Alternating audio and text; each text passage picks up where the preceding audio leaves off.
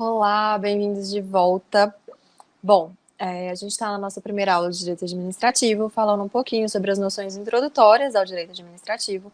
No nosso primeiro bloco, a gente falou sobre os conceitos de Estado, né? A gente viu as formas de Estado. Explicamos um pouquinho a diferença entre Estado, nação, Estado, governo, os três elementos do Estado, que são o território, o território, o povo e o governo. E agora a gente continua. A gente começa o nosso segundo bloco falando um pouquinho sobre a evolução histórica do Estado. Quando a gente pensa numa evolução histórica do Estado, primeiro a gente tem aqui a primeira, digamos assim, primeira forma, primeira tipo de Estado que a gente estuda, né, que a gente tem conhecimento, são os Estados absolutistas. A gente fala no primeiro porque aqui a gente já tem uma estrutura organizada, a gente tem um poder organizado. Quando a gente pensa no Estado absolutista, a gente vai lembrar naquela época, na época das monarquias absolutistas, que a gente tinha um rei que exercia ali o poder, que esse poder ele era um poder vitalício, ele ia passando de pai para filho, era um poder que não tinha limite, não tinha limitação. Então, basicamente, o rei fazia o que ele desejava, né, o que ele tinha vontade. A gente tinha as negociações, né, o plano internacional entre negociações de famílias reais com famílias reais, a gente tinha os casamentos que formavam ali, eram utilizados para comunhão de alguns estados. E quando a gente pensa no Estado absolutista em si, a gente não vai pensar ainda numa noção de administração pública. Por quê? Porque aqui a gente praticamente não tinha esses estados prestando serviço público. O serviço público, basicamente, era inexistente. O que a gente tinha eram pessoas, né, tipo, aqueles subordinados àquela vontade estatal que pagavam tributos, que pagavam taxas ali simplesmente para poder trabalhar, para poder exercer, para poder viver.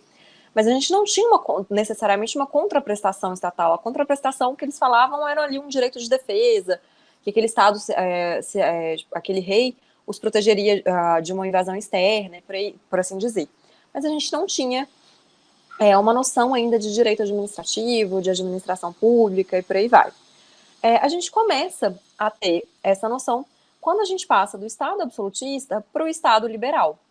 Quando a gente pensa num Estado liberal, o Estado liberal ele surge ali depois de revoluções, quando a gente tem aquela população, aqueles governados, se insurgindo contra esse poder absoluto e falando, olha, a gente quer liberdade, a gente quer poder votar, a gente quer poder ter ali escolher os nossos governantes e também a gente quer uma liberdade para poder atuar, a gente quer poder ter digamos, um sistema econômico livre, uma economia livre, sem essas taxações absurdas, sem limitações absurdas. Então, quando a gente pensa num Estado liberal, a gente está pensando, a gente começa, sim, a falar numa administração pública, a gente passa a entender que aquele governo, aquele Estado, ele tem um dever de contraprestação para os governados, para o povo, né, que está sobre aquele território, e no Estado liberal, a gente tem ali uma administração mínima. A gente sai dos dois extremos. A gente sai de um extremo que o rei podia tudo para um extremo de que aquela administração, aquele governo pode o mínimo. A gente precisa de liberdade para poder ter, de uma liberdade econômica, de uma liberdade social para poder atuar. Só que essa liberdade extrema também traz desigualdades extremas, porque a população não estava toda na mesma igualdade. Então, quando a gente tem a passagem do Estado liberal para o Estado social, a gente vai passar de novo de um extremo para o outro. A gente vai passar de um Estado que era extremamente liberal, de um Estado que não tinha, digamos assim, não tinha uma atuação social, para um Estado que vai regulamentar tudo, que vai ter uma atuação social muito pesada, que vai passar a prever, por exemplo, educação pública, saúde pública, previdência, mas que também vai passar a ter uma atuação mais forte na economia, que vai ter uma intervenção digamos assim, mais consolidada na economia. Só que isso também traz problema. A gente passa a ter uma economia muito fechada, uma intervenção muito grande na economia, uma intervenção do Estado em todos os setores, ali, em todos os, digamos assim, todas as vertentes sociais, e isso começa a se assemelhar até mesmo com aquele sentimento que as pessoas tinham lá no início do Estado liberal, de que a gente precisa de uma flexibilidade. Então, passando ali, quando a gente viu que, basicamente, o Estado social puro não é suficiente, que a gente precisa ter uma balança entre aquela liberdade econômica, aquela liberdade, até uma liberdade social, por assim dizer, com a contraprestação estatal, a gente passa para um novo paradigma, que é o que a gente tem hoje e a gente conhece como Estado democrático de direito. O Estado democrático de direito é um Estado que olha, que observa todos os anseios sociais, então ele tem uma prestação de serviço público boa, consolidada, mas ele também respeita as liberdades de voto, ele tem uma intervenção mínima na economia ali, mínima no sentido de somente a intervenção necessária, e principalmente ele observa os princípios constitucionais, ele observa os princípios que são colocados na Constituição daquele Estado. Bom, a gente sai agora, então, do conceito de Estado para passar a falar um pouquinho sobre governo. Como a gente viu, o governo é a forma que se estabelece, né, que se exerce o poder dentro daquele território e em face daquele povo, daquelas pessoas que constituem o Estado. Como formas de governo, basicamente, é como que se dá esse poder, como que a gente vai ter esse poder sendo exercido. As formas de governo principais que a gente vai falar são a monarquia e a república. A monarquia é basicamente o governo de um. É o governo de um representante só. Basicamente, quando a gente tinha os estados absolutistas, a gente tinha estados monárquicos, em que o poder estava ali somente nas mãos do rei. E quando a gente pensa em monarquia, a gente está pensando num governo que é vitalício. Aquele governante ele vai governar até ele morrer. A sucessão desse governo vai se dar por hereditariedade. A partir do momento que o rei morre, quem se torna rei é o príncipe. É o filho do rei, a filha do rei, que vai passar a governar. A gente não tem, na monarquia, aquele governante, ele não tem responsabilidade pelos atos que ele pratica. Tem uma frase em inglês que fala "The king can do no wrong". O rei não pode errar. O rei não erra, basicamente. Se ele não erra, ele não é responsável. Então a gente não pode responsabilizar aquele monarca pelas arbitrariedades, pelos absurdos que ele vai cometer ali. Aqui a gente não tem representatividade popular. Esse rei ele não foi escolhido pelo povo. Quando a gente pensa ali naqueles estados monárquicos, o rei foi escolhido por Deus. Eles acreditavam que o rei era a representação de Deus na Terra. Então não era o povo que escolhia o rei, e sim uma divindade, um poder maior, digamos assim. Aqui a gente tem uma inviolabilidade, corporal e uma suma dignidade do monarca. Basicamente semelhante à característica anterior. O rei se assemelha, o rei está em contato direto com a divindade, está em contato direto com Deus.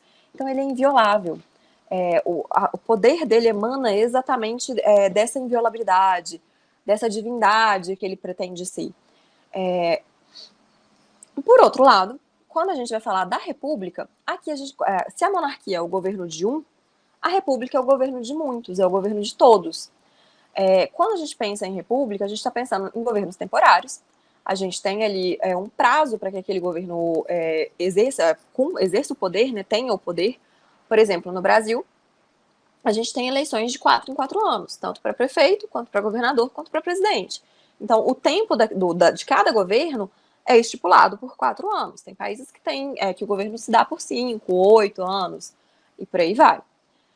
Aqui a gente tem uma sucessão governamental por critérios objetivos, por critérios eletivos. A gente tem eleições que vão escolher aqueles governantes. O governante e os demais agentes públicos, eles são responsáveis pelos atos deles, pelos atos que eles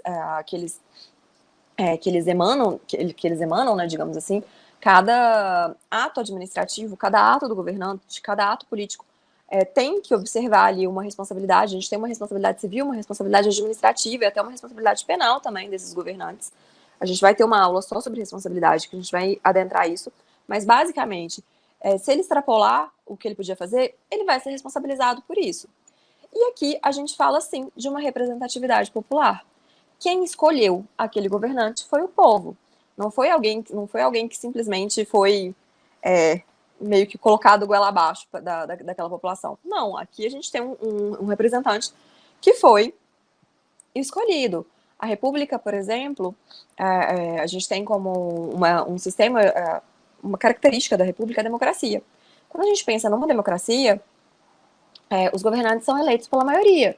Pode ser uma maioria, tipo, digamos assim, próxima, assim, a gente pode ter, por exemplo, o que a gente tem tido no Brasil, duas vertentes muito exacerbadas, tipo, por um lado, a gente tem uma minoria formada, sei lá, de 49% e uma maioria de 51%, mas ainda assim a gente tem uma maioria, ainda assim a maioria escolheu aquele governante. E como a gente tem uma rotatividade do governo, pode ser que o que antes era minoria passe a se tornar maioria e consiga eleger o governante deles também. Bom, ainda dentro de governo, a gente vai falar dos sistemas de governo. O que é um sistema de governo? Sistema de governo é um critério que vai ser utilizado ali para articulação entre os poderes executivos, principalmente entre os poderes executivo e legislativo. Então, como sistemas de governos, a gente pode citar o presidencialismo, o parlamentarismo e o semipresidencialismo ou semiparlamentarismo, é a mesma coisa. A gente começa pelo presidencialismo. Quando a gente fala em presidencialismo, a gente está falando numa concentração de poder, que a gente vai ter a função de chefe de Estado e chefe de governo se reunindo na mesma pessoa. O que é chefe de Estado e o que é chefe de governo? O chefe de Estado é aquela pessoa que vai atuar num plano internacional, que vai atuar mais em proximidade com os outros países, que vai assinar tratados, que vai assinar contratos de comércio e por aí vai. Já o chefe de governo, o olhar dele vai estar para o plano interno, para o plano de dentro daquele país. Ele vai falar de políticas públicas, de prestação de serviço público, até mesmo de manifestações políticas ali entre a União e os Estados-membros, entre a União e os municípios, entre os Estados-membros e os municípios. O chefe de governo, ele olha para a órbita interna daquele país e não para a órbita internacional. No presidencialismo, essas funções, elas não são separadas. A mesma pessoa que vai ser chefe de governo também vai ser chefe de Estado. O mandato desse governante é temporário, como a gente viu. O presidente da República, ele tem um tempo fixo de mandato. No Brasil é 4 anos, podendo ser reeleito por mais 4 anos. Digamos assim, o presidencialismo, ele proporciona uma maior divisão, uma independência ali entre o legislativo e o executivo. O legislativo não interfere na escolha do chefe de governo e do chefe de Estado. O representante, a pessoa que vai exercer esse mandato de chefe de governo e de chefe de Estado, ele é eleito pelo povo, ele é um representante do povo. Da mesma forma que os membros do legislativo também vão ser eleitos, vão ser representantes daquele povo, daqueles cidadãos que vão eleger eles. Mas um poder não interfere na escolha do chefe do outro poder.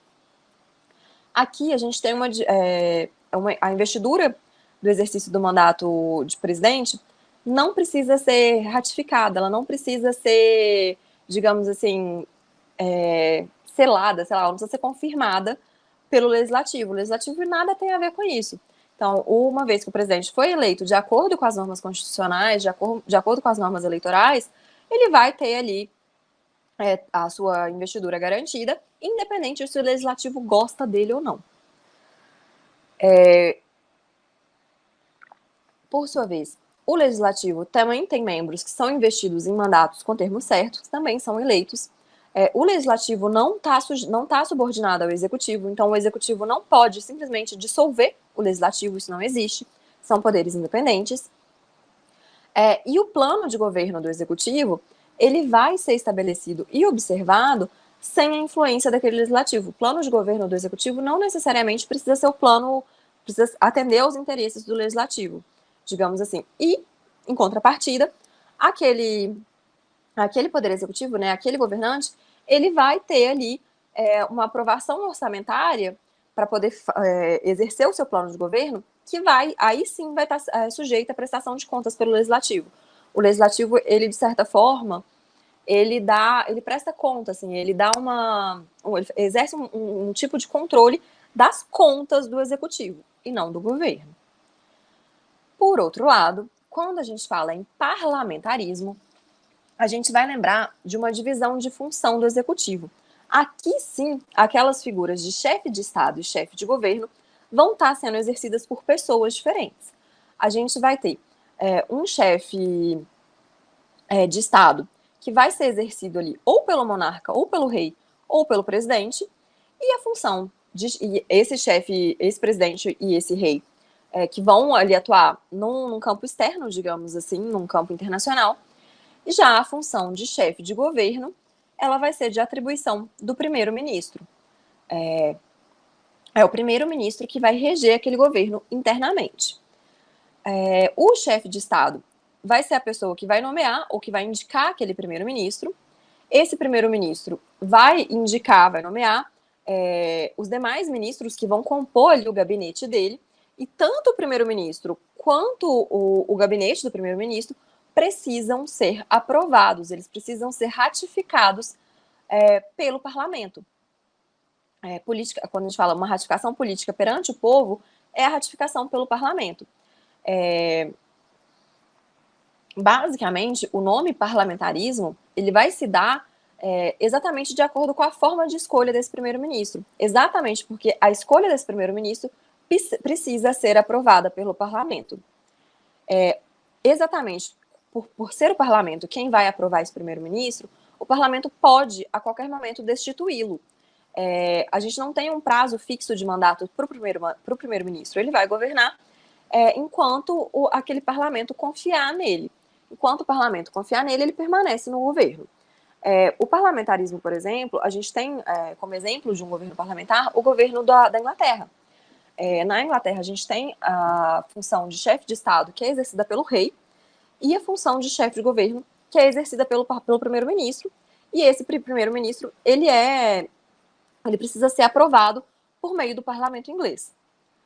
E para finalizar os sistemas, a gente fala do semipresidencialismo ou do semiparlamentarismo, é a mesma coisa. Aqui a gente está falando de um sistema híbrido, que vai conjugar algumas características do parlamentarismo com algumas características do presidencialismo. Então a gente tem a mesma articulação política do parlamentarismo, a gente vai ter um chefe de Estado e um chefe de governo, a gente vai ter ali o chefe de Estado na figura do presidente da República, que a gente já não vai falar em rei mais, a gente está falando de um presidente, que vai ser eleito diretamente pela população e que vai exercer as funções, vai exercer funções políticas importantes. Porque quando a gente fala no parlamentarismo, quando a gente pensa ali no rei da Inglaterra, ele tem mais uma função simbólica, né? Na verdade, quem acaba exercendo as funções que seriam dele é também o primeiro-ministro. Aqui não. Aqui aquele presidente ele tem uma função efetiva, ele efetivamente governa nas atribuições que são dadas a ele. Ele é realmente o chefe de Estado. E vai ser esse presidente da República que vai escolher o primeiro-ministro. O nome do primeiro-ministro só vai ser chancelado pelo parlamento, mas não vai ser o parlamento que vai escolher o primeiro-ministro. E é daqui que a gente tem também uma diferenciação em relação ao parlamentarismo. No parlamentarismo, a gente vai lembrar que quem vai indicar o primeiro-ministro vai ser o parlamento. Aqui não, quem vai indicar, quem vai escolher o primeiro-ministro é o presidente da República. Ao parlamento vai caber simplesmente chancelar, digamos assim, aceitar essa indicação. Esse sistema de semipresidencialismo, ele existe mesmo, ele é utilizado tanto por Portugal quanto pela Polônia. São dois países que que utilizam esse sistema.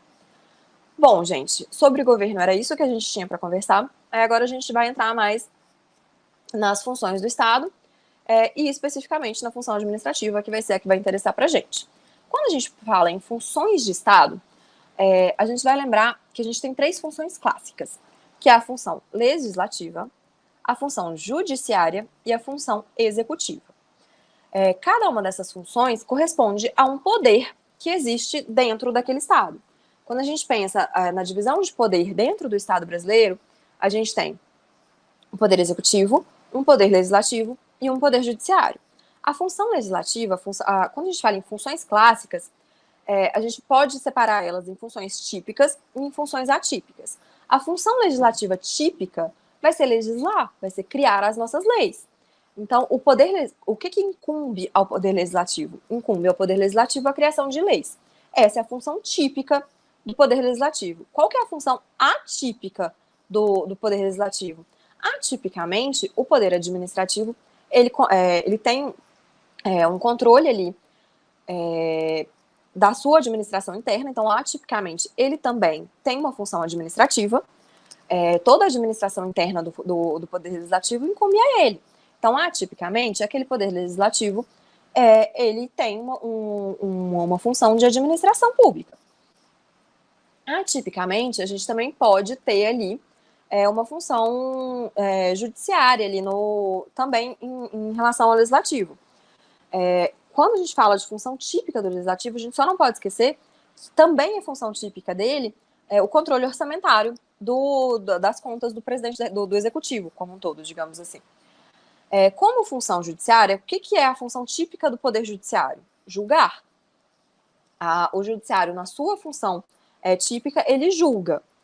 Qual que é a função atípica do Judiciário? Atipicamente, o Judiciário também administra. Ele também é responsável pela administração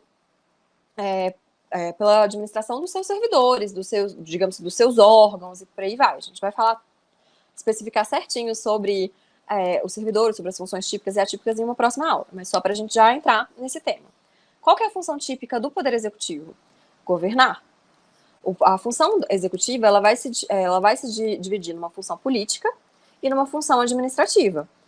Na função política, a gente vai pensar no governo político, digamos assim, em políticas públicas e por aí vai, políticas internacionais. Já quando a gente pensa em administração pública, a gente está pensando em prestação de serviço público. A gente está pensando ali, né, numa visão mais para dentro. Tanto a função política quanto a função administrativa são funções típicas do Poder Executivo. Mas o Poder Executivo, atipicamente, também legisla. Ele também pode criar, também tem a função de criar atos normativos. O Poder Executivo, por exemplo, pode criar medidas provisórias.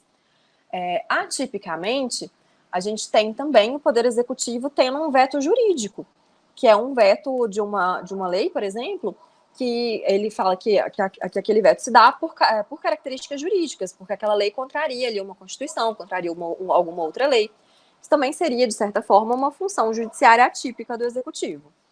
Além dessas três funções do Estado que vão formar os poderes do Estado, que vão formar o Poder Judiciário, o Poder Executivo e o Poder Legislativo, a gente tem funções que são essenciais à justiça, mas elas não fazem parte dos poderes dos Estados.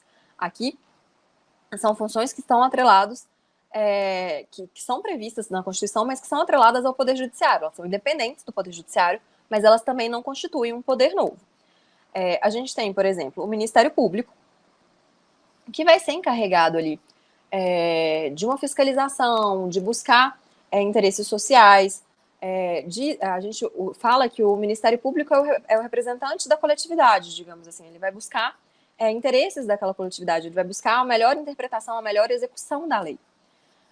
A advocacia pública é formada ali pelas procuradorias gerais dos municípios, dos estados, pela Advocacia Geral da União, que são centros de poder ali que vão defender os interesses da União, dos estados, dos municípios, interesses públicos ali atrelados a esses entes.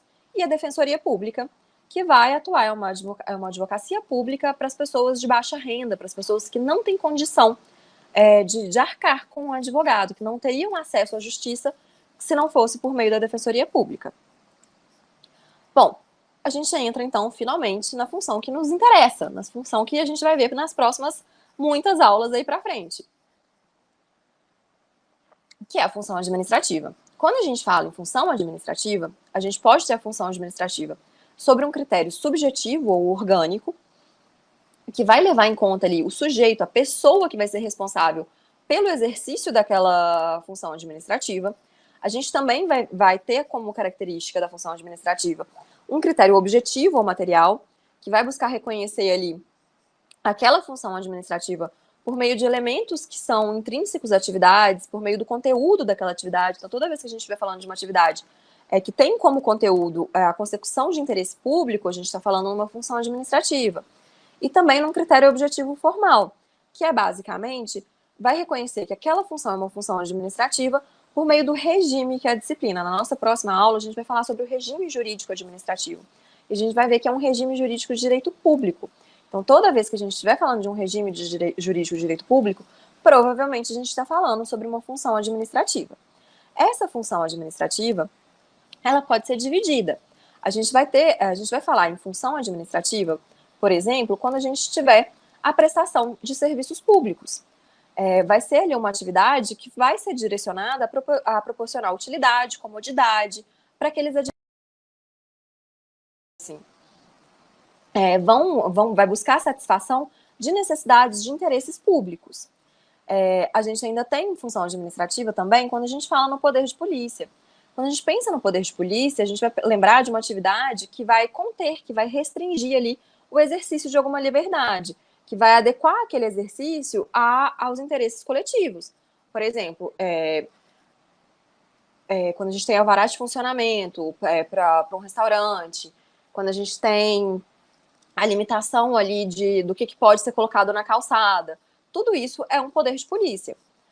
A gente tem ainda uma atividade de fomento, que é quando a administração pública ela vai buscar ali estimular que a iniciativa privada preste atividades que interessem à coletividade, por exemplo, por meio da educação, por meio da saúde, por meio até mesmo de serviços públicos propriamente ditos. E, por fim, a gente vai lembrar também de uma função de intervenção. E quando a gente fala em intervenção, a gente vai lembrar que é, sim, a atuação da administração pública no domínio econômico. É uma intervenção direta da administração pública, por meio das suas empresas estatais, para regulamentar ali, para fiscalizar a atividade econômica. Então, vamos lá. Conceito de administração pública. O que é administração pública? A administração pública nada mais é do que a faceta organizacional, de organização do Estado, que vai ser voltada para o atendimento, para poder prestar serviços públicos, para poder atender às necessidades coletivas, no desempenho ali da função, daquelas funções administrativas que a gente viu. Num sentido objetivo, a gente vai lembrar que a administração pública é a própria atividade administrativa. Toda vez que a gente falar em sentido objetivo, a gente vai lembrar da palavrinha-chave atividade. É a atividade que é exercida pelo Estado por meio ali dos seus órgãos e dos seus agentes. Então, toda vez, sentido objetivo, a gente vai lembrar de atividade, de prestar atividade. Já sentido subjetivo, a gente vai lembrar de pessoa. Tudo que é subjetivo é relacionado à pessoa. Então, no sentido subjetivo, a administração pública é um conjunto de agentes, de órgãos e de pessoas jurídicas que vão ter ali como incumbência exercer atividades administrativas, prestar serviços públicos. Conceito, então, de direito administrativo. O que é o direito administrativo? O direito administrativo é um ramo do direito público que vai envolver normas jurídicas disciplinadoras da administração pública. Então, é um ramo do direito que vai voltar o olhar dele para a administração pública, tanto no seu sentido objetivo, quanto no seu sentido subjetivo.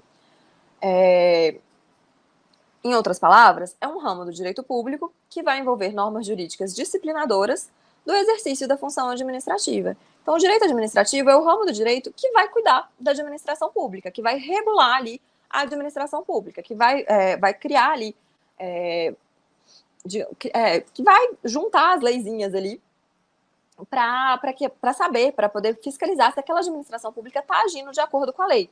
Vale a gente lembrar, gente, que o direito administrativo, ao contrário do direito civil, do direito penal, a gente tem um compilado de leis. A gente tem diversas leis esparsas que vão formar o direito administrativo juntamente com a Constituição Federal. Mas a gente não tem um código administrativo, igual a gente tem um código civil, igual a gente tem um código penal. O direito administrativo, ele é esparso, digamos assim, ele não é consolidado. Por fim, já finalizando, as nossas fontes do direito administrativo. A gente tem como fonte primária, basicamente, aonde que o direito administrativo vai tirar a validade dele. Primeiro, por meio da lei e dos princípios, por meio da Constituição Federal, das leis que vão regulamentar o direito administrativo, por exemplo, lei de licitação, lei de servidor público, lei que vai tratar de serviço público, bens públicos, contratos administrativos e por aí vai, e também dos princípios que estão previstos tanto nas leis quanto principalmente na Constituição Federal. Como fontes secundárias, por exemplo, se as leis e os princípios e a Constituição não forem suficientes para regulamentar o direito administrativo, a gente vai utilizar a doutrina, que é basicamente os livros, né, os pensadores do direito administrativo, a jurisprudência, que são os casos que foram efetivamente julgados pelos tribunais, os precedentes administrativos, que são os casos que foram julgados pela administração pública, quando ela tem um procedimento administrativo interno, e pelos costumes. Os costumes é sempre de forma subsidiária.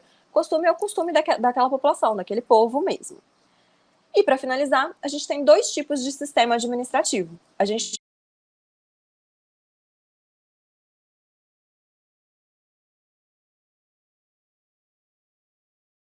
elas são apreciadas pelo Poder Judiciário, ainda que envolvam como parte a administração pública, então nada foge ao Judiciário, digamos assim, tudo pode chegar no Judiciário.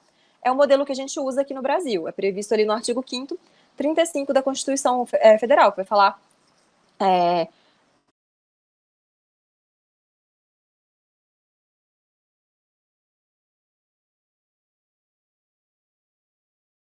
que é conhecido como contencioso administrativo. De acordo com o modelo francês, ao Poder Judiciário vai caber somente a apreciação das chamadas causas comuns. A gente vai ter tribunais administrativos aos quais vão ser atribuídas ali as causas que vão envolver os interesses da administração pública.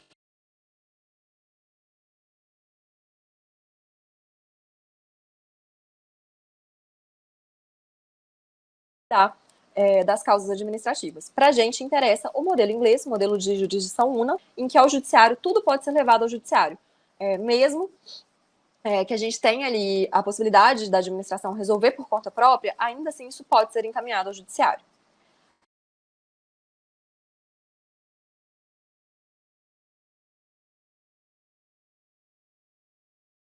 Então, correta. Letra A. Atualmente, Estado e governo são considerados sinônimos, visto que em ambos prevalece a finalidade do interesse público. Não, gente, a gente passou a aula inteira falando que Estado e governo não é sinônimo. O governo é um dos elementos que formam o Estado. Mas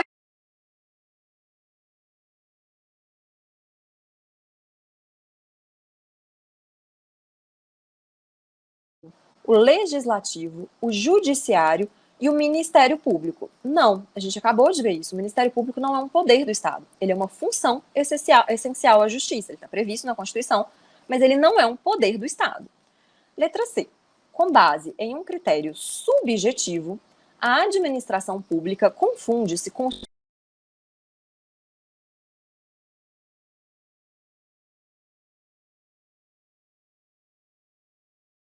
subjetivo, a gente vai lembrar de pessoas.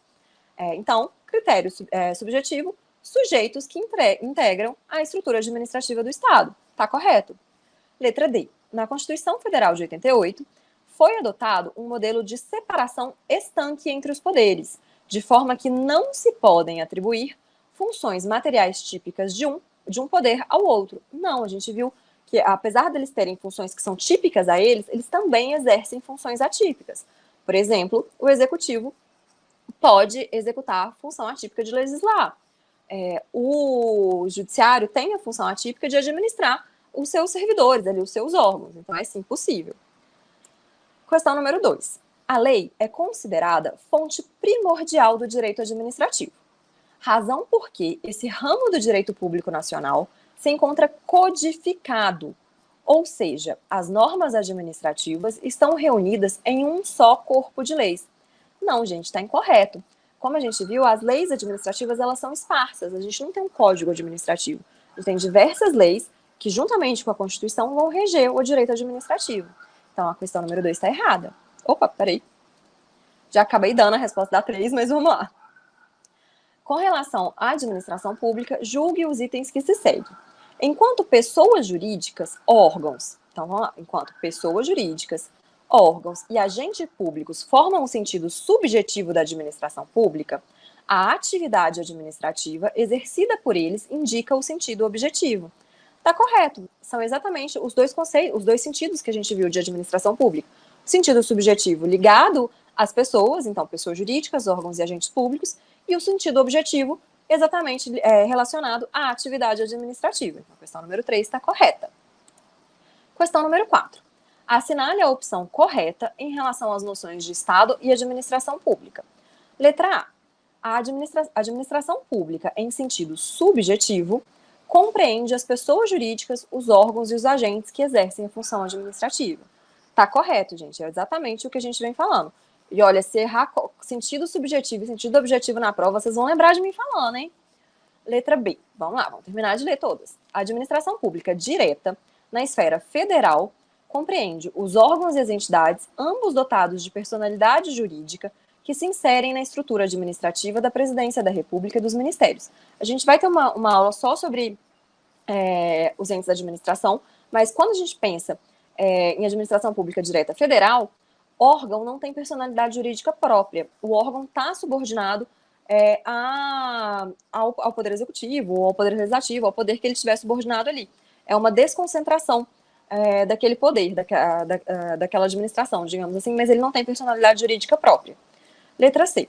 O Estado Federal Brasileiro é integrado pela União, pelos Estados-membros e pelo Distrito Federal, mas não pelos municípios, que, à luz da Constituição, desfrutam de autonomia administrativa, mas não de autonomia financeira e legislativa. Está errado. Como a gente viu, o Estado brasileiro ele é integrado tanto pela União, quanto pelos Estados-membros, quanto pelo Distrito Federal e também pelos municípios. O município também tem autonomia administrativa, financeira e legislativa. A gente tem, por exemplo, as câmaras municipais que vão ali editar leis municipais. Então, a alternativa letra C está incorreta. Letra D.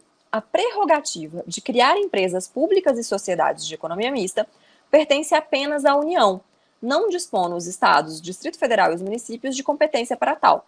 A gente vai ver, a gente vai ter uma aula sobre administração pública indireta, que é basicamente a formação de entes por meio de descentralização da administração pública direta, mas a criação de sociedades de economia mista, de empresas públicas ou de outros entes da administração pública indireta pode se dar tanto pela União quanto pelos estados. A gente não, e pelos municípios também. A gente não tem essa limitação.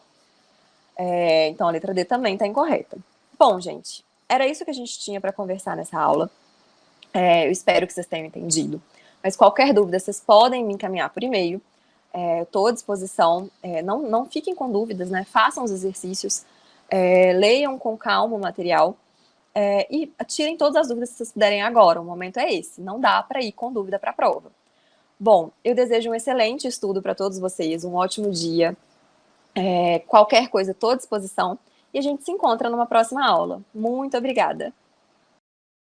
Você acaba de assistir a uma aula ou uma parte das muitas aulas que nós temos aqui no nosso curso online preparatório para o TSE-TRE, edital foi publicado tanto para técnico como também para analista. E se você chegou até aqui é porque gostou, não é verdade? Então continua, porque eu tenho um recado importante para te passar. Nós montamos o curso online preparatório com tudo que você precisa para ser aprovado nesse concurso, fazer parte da elite da aprovação. Você vai ter no curso acesso imediato, acesso ilimitado, teoria e questões comentadas, material em PDF e vários bônus, caderno de questões, simulados, revisão de véspera, redação corrigida para quem vai fazer a prova para analista, lives e tutoria, tá certo? Valor especial de lançamento do curso preparatório. Visualiza aqui comigo essa informação. Olha só. Se você for prestar só para técnico judiciário área administrativa, valor de lançamento do curso de R$ 497 por apenas R$ 247 ou 12 vezes de R$ 24,65. Se você for fazer para analista judiciário, aí o valor é de R$ 697 por apenas R$ 347 ou 12 vezes de R$ 34,65. Os links dos cursos estarão abaixo desse vídeo, na barra de descrição ou na barra de comentários. Basta você clicar num dos links que você deseja prestar e iniciar sua preparação. Como eu falei, o acesso é imediato, tá bom? Lá na página do curso tem um chat online. Caso você tenha alguma dúvida, é só digitar lá que um dos nossos consultores vai te atender e vai sanar todas elas. Ou você também pode chamar na central de atendimento WhatsApp, tá aí o número 11 97465 6052. Tá certo? Então, ó, clica no link aí, num dos links que você deseja, e inicie a sua preparação imediatamente. Estou te aguardando dentro da plataforma. Grande abraço e até mais. Valeu!